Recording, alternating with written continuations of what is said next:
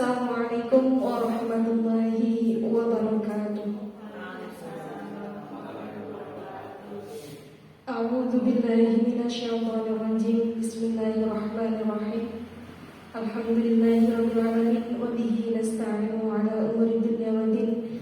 Assalatu wassalamu ala asyrafil anbiya'i wal mursalin sayyidina wa maulana Muhammadin sallallahu alaihi wasallam wa ala alihi wa sahbihi wa dzurriyyatihi ajma'in, amma ba'du. Yang terhormat Bapak Kepala Sekolah SD Negeri Taman Sari, yang kami hormati segenap Dewan Guru beserta staf karyawan SD Negeri Taman Sari, dan tidak lupa kepada seluruh hadirin webinar diseminisasi budaya positif yang akan disampaikan oleh pemateri kita, yaitu Ibu Trininarsi SPD SD.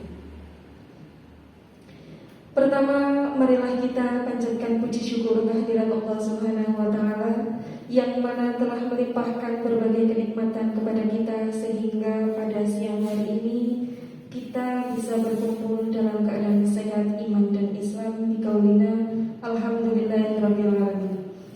Salawat serta salam semoga senantiasa tercurahkan kepada baginda kita Nabiullah Nabi Agung Muhammad sallallahu alaihi wasallam, yang mana kita harapkan syafaatnya kelak di yaumul qiyamah. Amin Allahumma amin. Sebelum memasuki kegiatan pada pagi hari ini, pada siang hari ini, marilah kita buka bersama dengan bacaan basmalah bersama. Bismillahirrahmanirrahim. Untuk acara yang selanjutnya, yaitu sambutan Kepala Sekolah SD Negeri Tambak Sari, yang akan diwakili oleh beliau Ibu Suharni SPD SD. Kepada beliau kami persilahkan.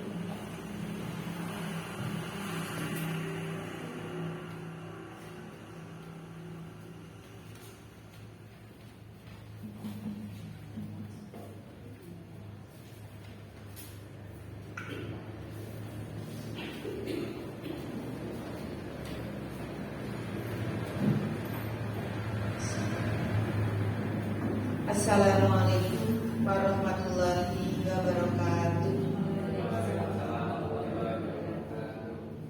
Bismillah, alhamdulillah, wa syukurillah, la haula wa la quwata illa billah, amma ba'du.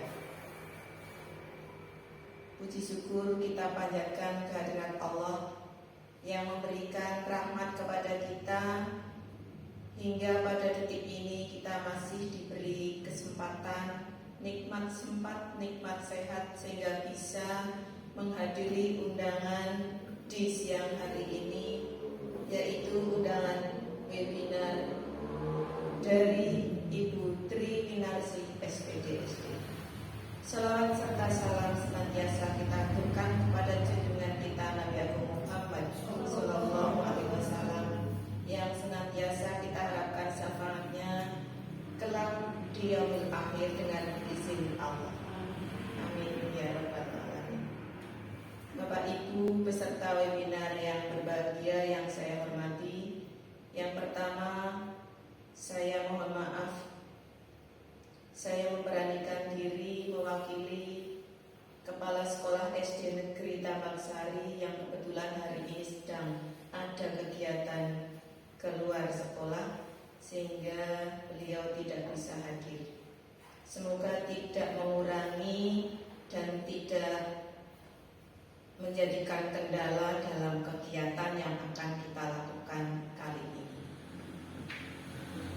Yang ingin saya sampaikan kepada Ibu Trininarsi selaku pembicara dalam webinar ini, monggo nanti disampaikan sejelas-jelasnya apa yang menjadi visi dan misi penjenengan, biar kami peserta jelas dan tahu juga mengerti kemana arah yang harus nantinya mungkin akan kami ikuti juga, karena yang namanya budaya positif itu pasti semuanya akan membawa kebaikan. Jadi monggo nanti disampaikan sejelas-jelasnya, pesan-pesannya, langkah-langkahnya seperti apa, sehingga mudah-mudahan nanti betul-betul membawa budaya positif di sekolah kita ini.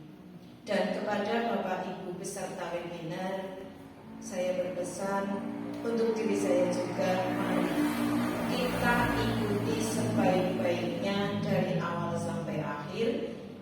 Nanti ada hal-hal yang baik yang menuju perubahan yang lebih baik, kita bisa mencontoh, meniru, menerapkan di kelas kita. Semoga kita bisa mengikuti, semoga dari awal sampai akhir lancar, tidak ada kendala apapun. Kiranya hanya itu yang bisa saya sampaikan, kurang lebihnya mohon maaf. Billahi taufiq wal hidayah, wa ridho wa inayah. Assalamualaikum warahmatullahi wabarakatuh.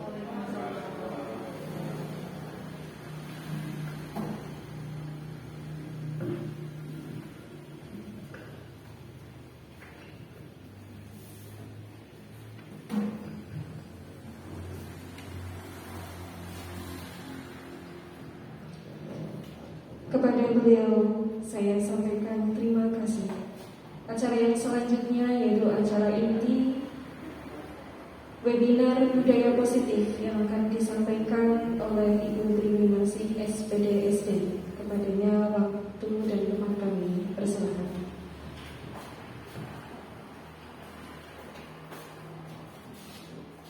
Assalamualaikum warahmatullahi wabarakatuh. Kepada yang terhormat Bapak Kepala SDN Tabaksari atau yang mewakili, yang saya hormati Bapak Ibu Guru SDN Tabaksari dan Bu Ika dari SDN 1 Gunung Kecil yang saya hormati pula, dan tak lupa pada staf karyawan SDN Tabaksari yang berbahagia. Pertama-tama marilah kita panjatkan puji syukur kepada Allah Subhanahu wa taala yang mana pada kesempatan kali ini telah memberikan kita kenikmatan sehingga kita dapat berkumpul dalam acara diseminasi budaya positif. Sholawat serta salam marilah kita panjatkan kepada Nabi junjungan kita, Nabi Muhammad SAW, yang kita nantikan syafaatnya di hari yaumul akhir. Amin, amin ya rabbal alamin. Selanjutnya saya mengucapkan banyak terima kasih atas kehadiran Bapak Ibu yang telah berkenan menghadiri undangan dari saya. Adapun maksud dari tujuan diseminasi ini adalah untuk penunjang tugas dalam program pendidikan guru penggerak yang saya laksanakan. Semoga pertemuan ini dapat membawa manfaat terutama bagi saya dan bagi Bapak Ibu guru atau agen perubahan di sekolah. Amin, amin ya rabbal alamin.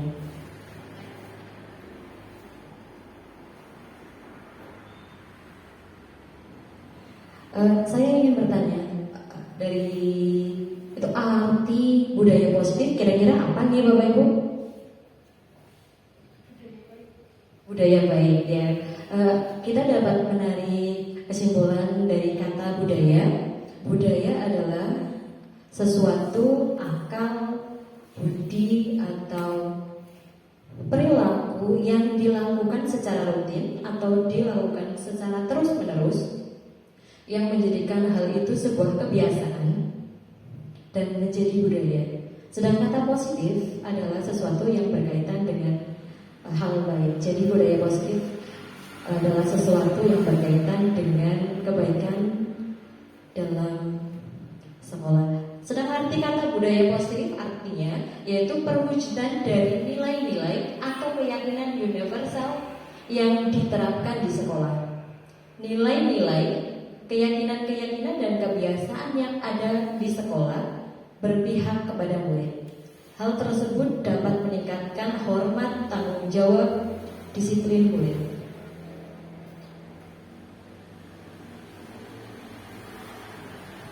Nilai-nilai kebajikan universal merupakan nilai-nilai kebajikan yang disepakati bersama, lepas dari suku bangsa, agama, bahasa maupun latar belakangnya. Nilai-nilai kebajikan adalah sifat-sifat positif manusia yang merupakan tujuan mulia yang ingin dicapai oleh setiap individu. Contoh-contoh nilai kebajikan, misalnya kerjasama, kasih sayang, kejujuran, rasa syukur. Nah, semua itu nantinya akan bermuara kepada tujuan pendidikan, yaitu profil pelajar Pancasila, yang diantaranya beriman, bertakwa kepada Tuhan Yang Maha Esa dan berakhlak, mandiri, bernalar kritis, kreatif, bergotong royong, dan berbinekaan global.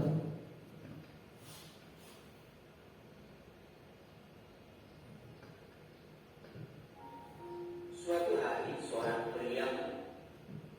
Kemudian, mengapa budaya positif itu perlu dilakukan?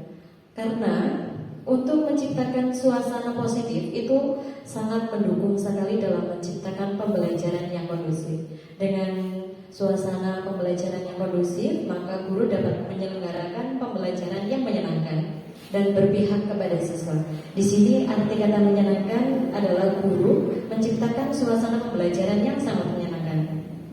Di antaranya dengan menggunakan metode dan pendekatan yang bervariatif dan berpihak kepada siswa sesuai dengan pemikiran KHD, yaitu berpihak kepada siswa. Guru melaksanakan sistem among di dalam pembelajarannya, dan dalam melakukan pembelajaran guru mementingkan kepentingan siswa. Di antaranya guru melakukan pemetaan kebutuhan siswa mulai dari 3 aspek, yaitu ada aspek profil belajar siswa, aspek minat, dan kesiapan belajar. Dengan mengembangkan budaya positif, maka diharapkan dapat menumbuhkan motivasi intrinsik yang ada di dalam diri anak tersebut.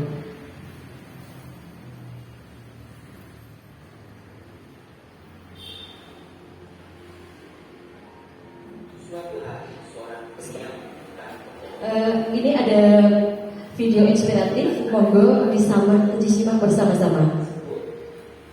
Dan melihat lewat celah itu ada seekor kupu-kupu. Suatu hari seorang pria membuka kelompok kupu-kupu. Dia melihat ada celah kecil pada kelompok tersebut, dan melihat lewat celah itu ada seekor kupu-kupu muda yang sedang berjuang keluar. Pria ini menjadi sangat tertarik. Dia berdiam di sana untuk mengamati apa yang terjadi. Sedikit demi sedikit, kupu-kupu muda itu berjuang keras untuk menerobos kelompok yang membungkus dirinya. Setelah beberapa jam, kupu-kupu itu tampak berhenti membuat kemajuan. Jadi dia itu memutuskan untuk membantunya.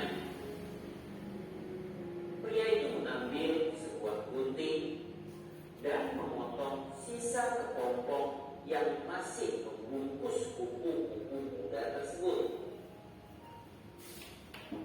Dan akhirnya kupu-kupu muda itu berhasil keluar dari kepompongnya. Setelah itu pria tersebut menutup dia muda tersebut melebarkan sayapnya dan mulai terbang. Ternyata hal itu tidak terjadi. Yang ada di hadapannya hanyalah seekor kupu-kupu muda dengan tubuh yang bengkak, dengan sepasang sayap kecil yang terkulai. Kupu-kupu muda itu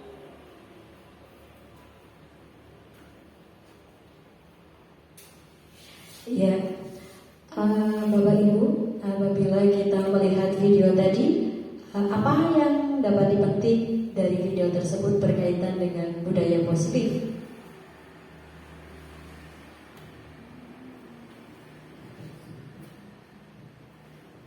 Kisah perjuangannya ya, ada bantuan dari orang lain? Belum saatnya. Ya, belum saatnya.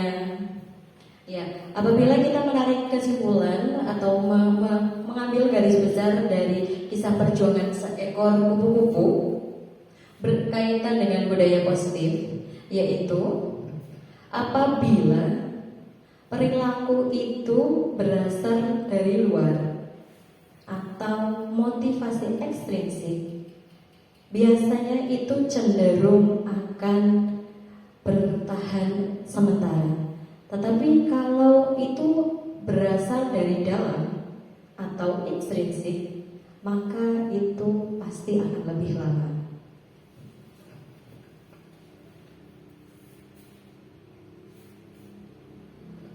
Ya, sejalan dengan pemikiran dari William Glasser, ada 3 motivasi perilaku manusia. 1, untuk menghindari ketidaknyamanan atau hukuman.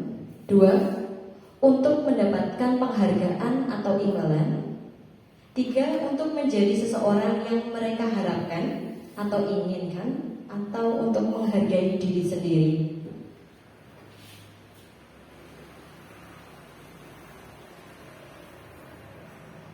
Ini adalah contoh penerapan yang saya lakukan di kelas 3.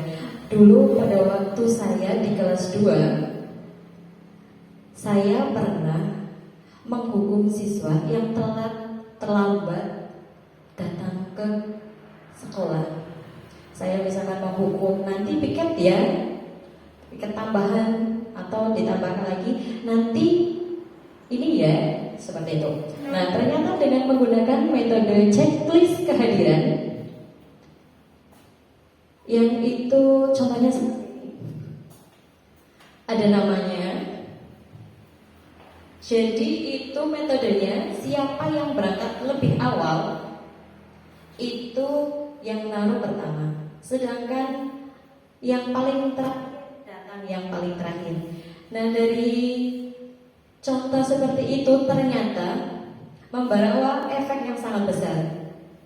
Anak-anak itu berlomba-lomba berangkat lebih awal, dan anak yang menaruh paling terakhir itu merasa malu. Kadang, kamu berangkat lebih awal apa sudah sarapan? Belum, Bu. Nah, di situ adanya pembimbingan. Nah, kemudian anak-anak yang berangkat lebih awal untuk mengisi waktu luang mereka, saya membuat program pojok baca yang masih dalam proses. Untuk buku-buku di sini saya menggerakkan paguyuban kelas. Saya memberikan informasi bahwasanya saya mempunyai program pojok baca. Saya meminta bantuan dari orang tua untuk mengumpulkan buku-buku yang sudah tidak terpakai daripada nantinya dirongsok kemudian dimanfaatkan. Anak-anak pada waktu menunggu bel masuk dan memanfaatkan waktu pada istirahat, mereka membaca buku. Seperti itu contohnya motivasi ekstrinsik. Dan dari kehadiran saya tidak memberikan penghargaan. Misalkan anak diberikan apa, tidak hanya memberikan sekedar misalkan tepuk atau memberikan pujian.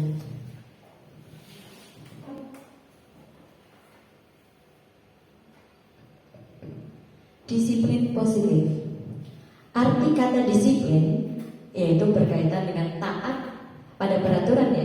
Tapi seiring dengan berjalannya waktu, disiplin erat dikaitkan dengan hukuman. Oke Bapak Ibu, misalkan anak tidak nyampu nanti dihukum. Anak yang tidak membawa perlengkapan upacara lengkap nanti berdiri di depan, seperti itu. Nah, padahal berbeda sekali disiplin dengan pendisiplinan. Disiplin merupakan pendekatan mendidik anak untuk melakukan kontrol diri dan membentuk kepercayaan diri. Disiplin berbeda sekali dengan hukuman. Meskipun disiplin diterapkan dengan menggunakan teknik hukuman. Jadi, disiplin positif adalah suatu cara untuk menumbuhkan budaya positif dengan kesadaran dan untuk melakukan tindakan itu tanpa adanya paksaan, sokongan, ancaman, ataupun hukuman.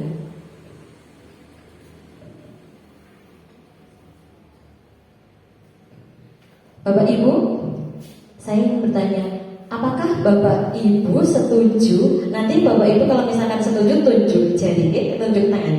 Hukuman dapat mendisiplinkan murid. Tidak ada yang setuju, ya?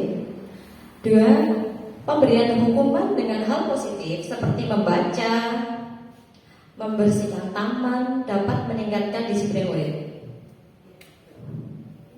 Selanjutnya, memberikan penghargaan dapat meningkatkan motivasi belajar.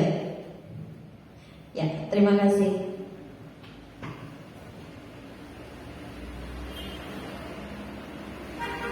Perbedaan hukuman, konsekuensi, dan restitusi. Hukuman sesuatu yang harus terjadi apabila melanggar. Misalkan anak tidak mengerjakan PR, nanti misalkan anak menulis ulang atau pekerjaan di luar seperti itu. Sedangkan konsekuensi akibat langsung dari perbuatan yang dilakukan. Restitusi adalah proses menciptakan kondisi bagi murid untuk memperbaiki kesalahan mereka, sehingga mereka bisa kembali pada kelompok mereka dengan karakter yang lebih kuat. Gosen 2004. Restitusi membantu murid menjadi lebih memiliki tujuan, disiplin positif, dan memulihkan dirinya setelah berbuat salah. Ini adalah perbedaan hukuman dengan konsekuensi.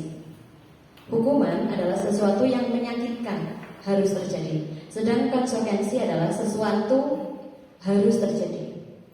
Hukuman membuat anak sakit. Sakit bisa sakit hati, bisa fisiknya untuk jangka waktu yang lama. Mungkin Bapak Ibu mempunyai pengalaman sendiri ya. Pada waktu sekolah pernah ya mengalami ya. Saya pernah dihukum apa? Masih teringat sampai sekarang? Masih.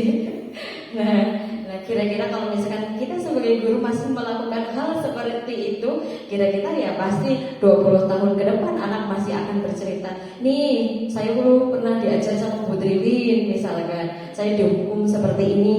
Nah, kita bertujuan untuk mengurangi hal tersebut. 2, konsekuensi membuat anak merasa tidak nyaman dalam jangka waktu pendek. Misalkan dari konsekuensi seperti ini, anak tidak belajar maka bodoh, misalnya seperti itu. Anak membenci kedisiplinan, anak menghargai disiplin. Hukuman pasti bersifat pemaksaan. Konsekuensi, stimulus, tanggapan. Hukuman mendorong anak untuk menyakiti diri sendiri. Konsekuensi mendorong anak agar mudah menyesuaikan diri. Hukuman konsep diri yang buruk, sedangkan konsekuensi konsep diri yang baik. Hukuman anak akan belajar menyembunyikan kesalahannya.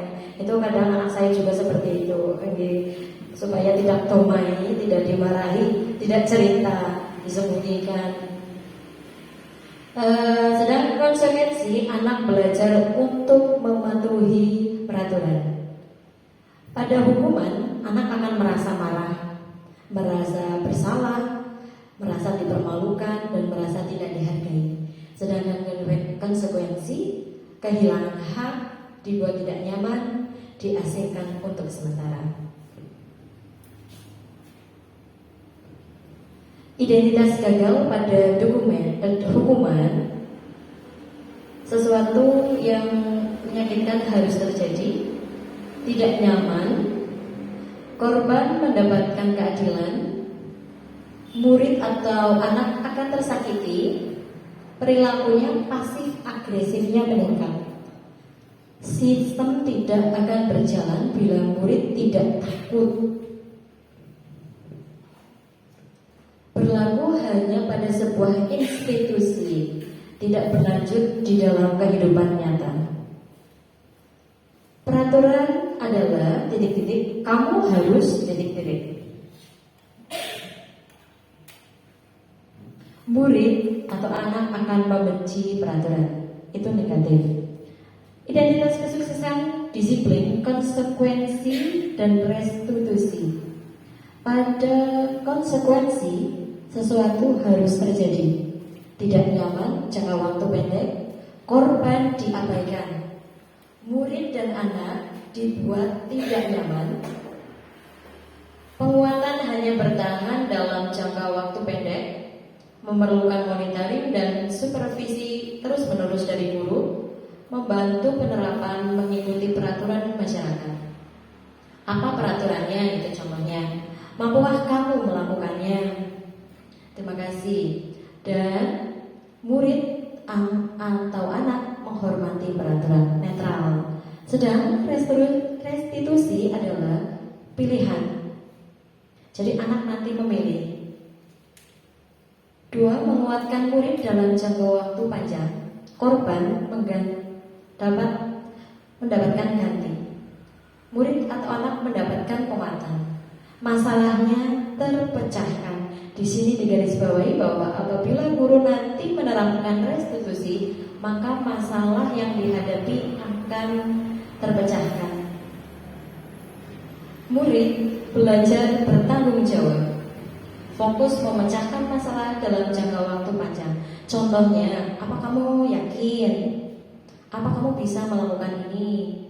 Apa kamu punya solusi untuk permasalahan ini? Jadi komunikasi antara guru dengan murid.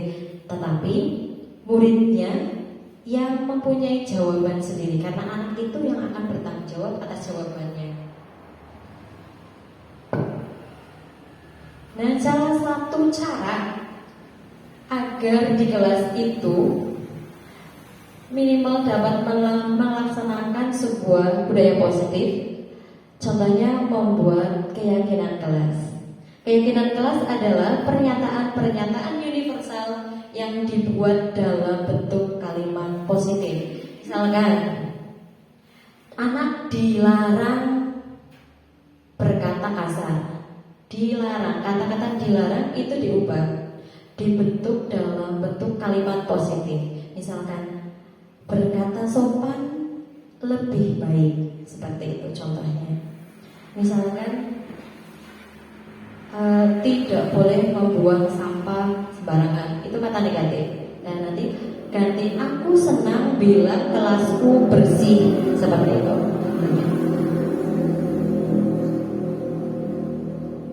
Ini adalah contoh keyakinan kelas 3 yang kita atau saya dan kelas 3 bentuk dan bekerja sama untuk menjaga kebersihan kelas, datang ke sekolah lebih awal menyenangkan, saling peduli, saling menghargai, dan membantu satu sama lain.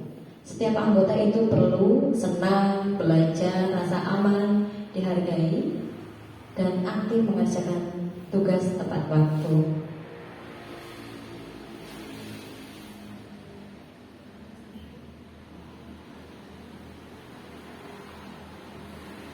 Ya, saya akan membacakan prosedur keyakinan kelas. Setelah saya membacakan ini dan selesai webinar, saya harapkan Bapak Ibu guru kelas dari kelas 1 sampai kelas 6 diharapkan dapat membuat keyakinan kelas, karena hal ini akan membuat budaya positif di kelas dan di sekolah akan terbentuk.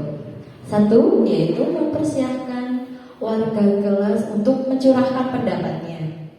2, mencatat semua masukan dari warga kelas, bisa di papan tulis atau di kertas besar. Pada waktu itu di kelas 4 saya membuat sebuah keyakinan pembelajaran. Jadi saya membuatnya di kertas origami. Anak nanti menuliskan apa yang menjadi pendapatnya. Kemudian susun kalimat keyakinan kelas, menggantikan kata negatif menjadi positif. Kemudian tinjau kembali daftar curah pendapat yang telah dicatat. Tinjau ulang keyakinan kelas secara bersama-sama. 5. Setelah keyakinan kelas berhasil disusun, mempersilahkan semua warga kelas untuk meninjau ulang dan menyetujui serta menandatangani keyakinan kelas tersebut. Jadi sebelum dikonsep menjadi sebuah misalkan kayak cetak poster atau seperti itu, kita buat dulu dokumennya di misalkan di kertas folio, nanti ditandatangani, atau bisa juga di kertas manila untuk ditandatangani. Nanti setelah konsep itu selesai bisa dicetak. Selanjutnya keyakinan kelas itu ditempel di dinding kelas agar semua warga kelas dapat melihatnya. Kira-kira Bapak Ibu guru, walaupun guru mapel, bisa membuat keyakinan pembelajaran? Bisa. Sanggup nih Bu, Pak? Bisa? Nih, terima kasih. Nah, ada 5 kebutuhan dasar manusia, yaitu bertahan hidup, 2. Kasih sayang dan diterima, aktualisasi diri, kebutuhan filosofis, dan keselamatan dan rasa aman. Misalkan bertahan hidup ya makan, minum, dan aktualisasi misalkan anak tampil seperti itu.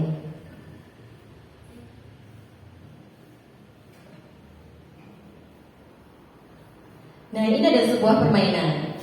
Nanti Bapak Ibu menjadi A dan jadi B. Misalkan yang A nanti sobek kelas secari kertas, kemudian tuliskan sesuatu yang berharga bagi Anda. Kemudian letakkan secari kertas tersebut di tangan yang Bapak Ibu anggap paling kuat. Setelah itu buatlah genggaman. Dan teman yang B itu pokoknya berusaha mencoba membujuk merayu agar tangannya atau genggamannya terbuka. Ya, sekarang kita coba permainannya nih.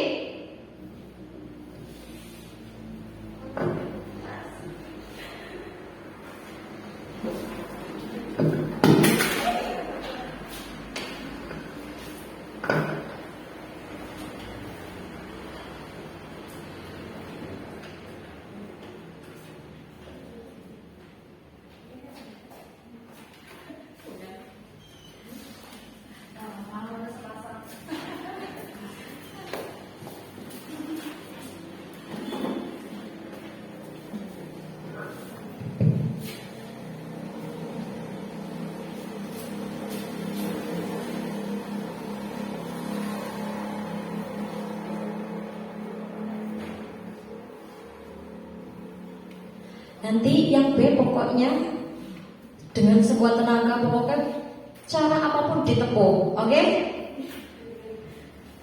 Sudah siap? Ya, silakan Bapak Ibu bagi tugas yang A atau yang B.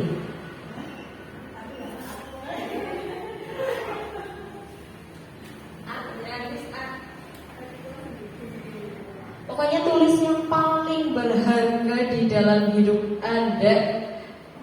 Itu apa? Tulis.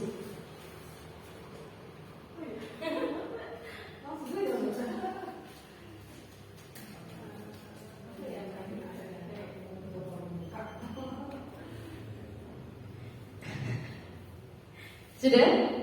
Nah, sekarang yang B, silahkan kerjakan tugas Anda. Boleh membujuk, boleh mengancam, boleh menyuap. Pokoknya terserah, yang penting dilakukan berbagai cara untuk mendapatkan hal yang berharga tersebut dari teman Anda.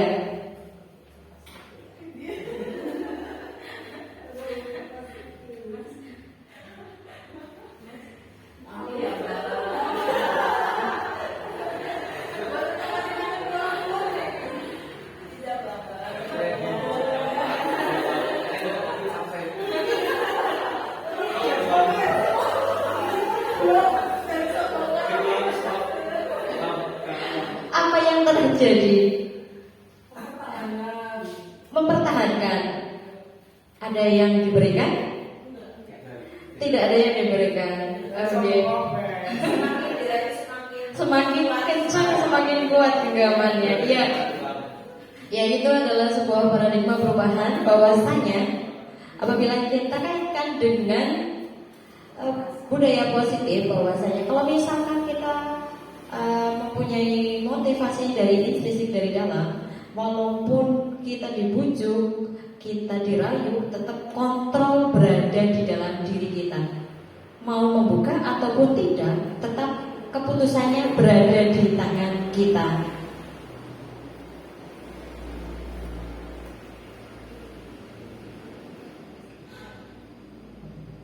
Perubahan paradigma stimulus respon, teori kontrol atau teori pilihan.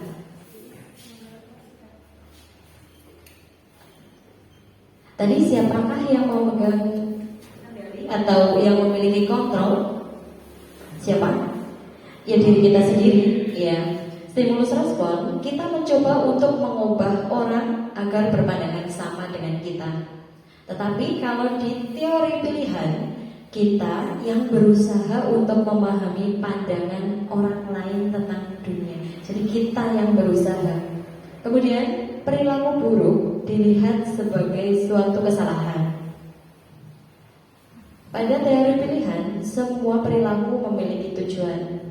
Misalkan perilaku buruk, anak misalkan sering datang terlambat.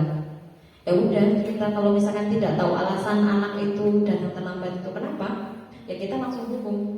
Itu ya sebuah kesalahan karena tidak disiplin seperti itu. Tetapi pada di teori pilihan, semua perilaku itu memiliki tujuan. Mungkin anak datang terlambat ada sesuatu misalkan yang kita tidak ketahui. Tanpa kita ada komunikasi, kita tidak akan tahu. Orang lain bisa mengontrol saya. Tetapi pada teori pilihan hanya Anda yang bisa, hanya kita yang bisa mengontrol diri kita. Pemaksaan akan ada bila bujukannya gagal. Dibujuk-bujuk nggak mau, tetap nggak kena, langsung dipaksa. Pada teori pilihan, kolaborasi dan konsensus menciptakan pilihan-pilihan baru. Model berpikir pada stimulus respon itu menang kalah, tetapi pada teori pilihan berpikirnya menang-menang. Nah, ini ada 5 posisi kontrol sebagai guru. Guru sebagai penghukum, kemudian guru sebagai pemberi rasa bersalah. Ada ya misalkan guru yang memberikan kontrolnya, memberikan rasa bersalah kepada anak. Terus sebagai teman, sebagai pemantau, dan sebagai manajer. Dari 5 posisi kontrol ini, yang paling bagus adalah posisi kontrol manajer.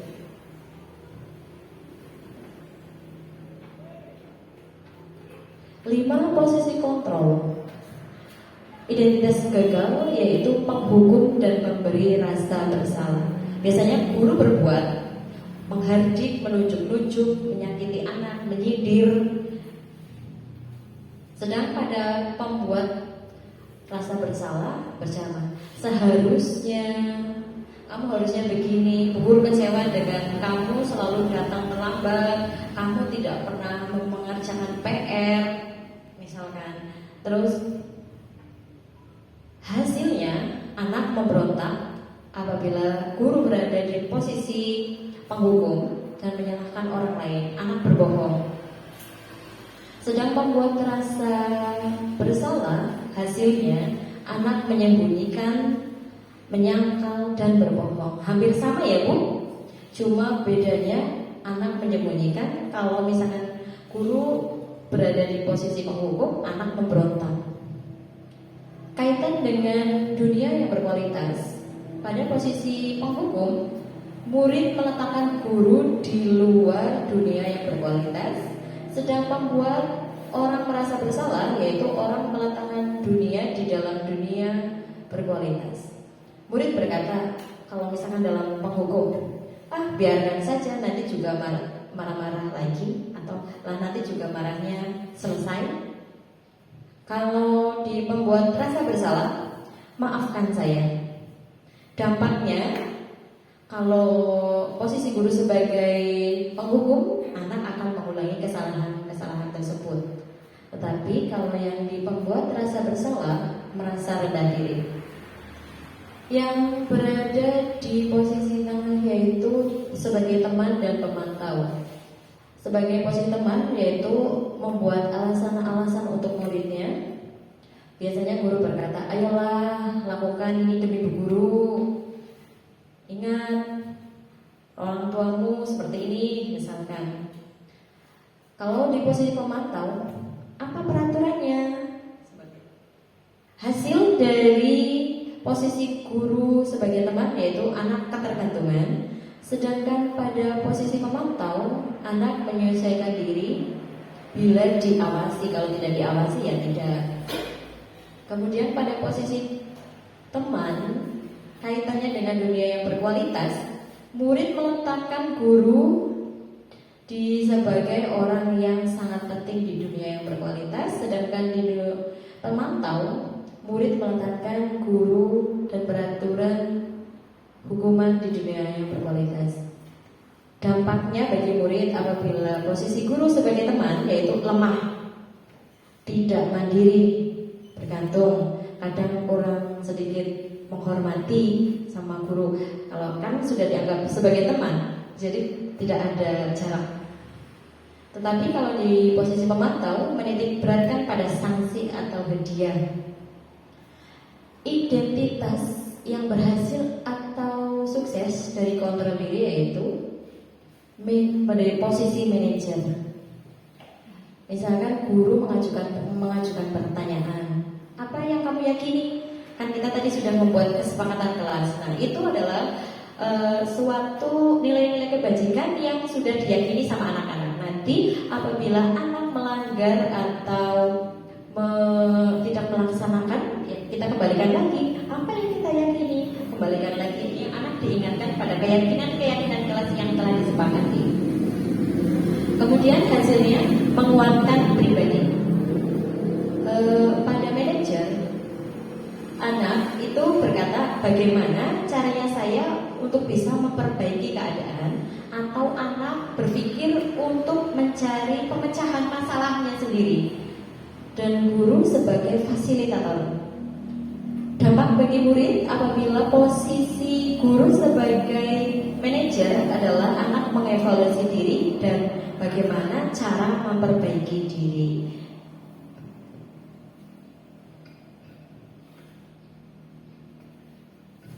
Ini adalah tahapan restitusi. Apabila ada anak yang misalkan melanggar kesepakatan yang telah dilakukan atau telah disepakati, kita bisa menggunakan tahapan restitusi ini dari mulai menstabilkan identitas. Menstabilkan identitas, contohnya Bu Guru berkata seperti ini, karena semuanya pasti punya kesalahan, tidak ada manusia yang sempurna. Nah, itu untuk menstabilkan identitas.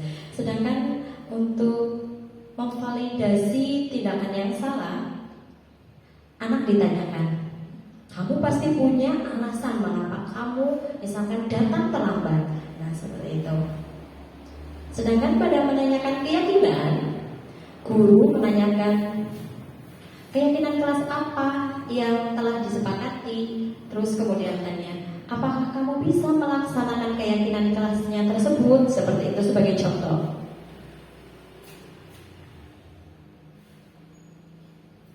Ini adalah salah satu praktik segitiga restitusi yang saya laksanakan di kelas 6 pada Mas Ilham.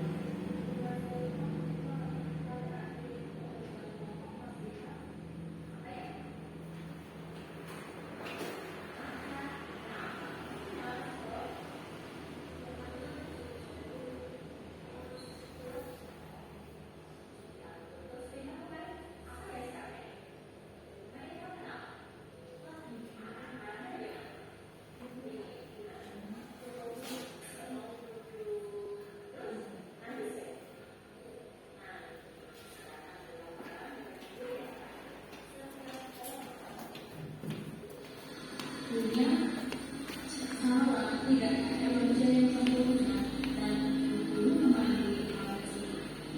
Itu tidak butuh mau main, tidak butuh memarahi Tuhan, tidak butuh ngomong juga, tetapi butuh ingin bersama-sama kita untuk mencari solusi bagaimana caranya masing-masing itu bisa memberi. Menurut Mas Ilham, banyak kita sudah membuat kesepakatan yang nyata ya. Nah, menurut Ilham, keyakinan kelas mana yang Ilham langgar? Harus Menghargai teman ya, dengan kemarin Mas Ilham marah, terus tidak mau berubah, terus sama Mbak Siva juga sikapnya seperti itu. Menurut Mas Ilham itu salah ya? Nah, bagaimana caranya Mas Ilham itu bisa memperbaiki keyakinan kelas yang tidak marah terus, menahan emosi, kemudian mau berkelompok dengan siapa pun. Seperti itu Mas Ilham ya. Menurut Mas Ilham, Mas Ilham bisa menerapkannya? Bisa. Mulai dari kapan? Iya. Nah, Mas Ilham juga beritahu kenapa harus bekerja kelompok. Menurut Mas Ilham kerja kelompok dengan dia sendiri bagaimana? Lebih ringan, lebih cepat selesai. Nah, Mas Ilham mulai hari ini Mas Ilham juga harus menahan emosi dan berdiri dalam menghadapi situasi ya. Bisa dilakukan? Bisa. Nah, terima kasih Mas Ilham.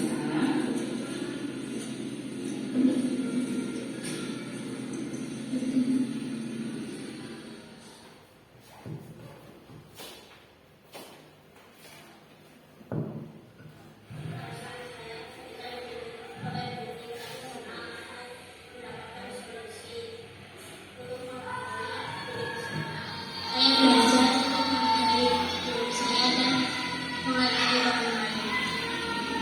Terima kasih.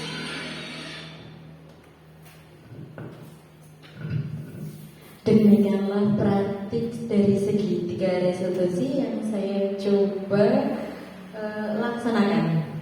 Itu di kelas 6 pada waktu saya mengajar mapel, kebetulan sekali anak itu pada jam pelajaran saya tiba-tiba anak itu marah dan tidak mau duduk, tidak mau ikuti kegiatan dengan selesai. Kemudian anak itu marah berdiri dan sampai pulang tidak mau mengikuti kegiatan pembelajaran. Nah, saya terapkan dengan menggunakan praktik segitiga restitusi. Demikianlah diseminasi budaya positif yang saya dapatkan dari pendidikan program guru penggerak. Apabila saya dalam menyampaikan diseminasi ini terdapat kesalahan dan kekurangan, saya meminta maaf yang seterus-terusnya. Billahi taufiq wal hidayah. Wassalamualaikum warahmatullahi wabarakatuh.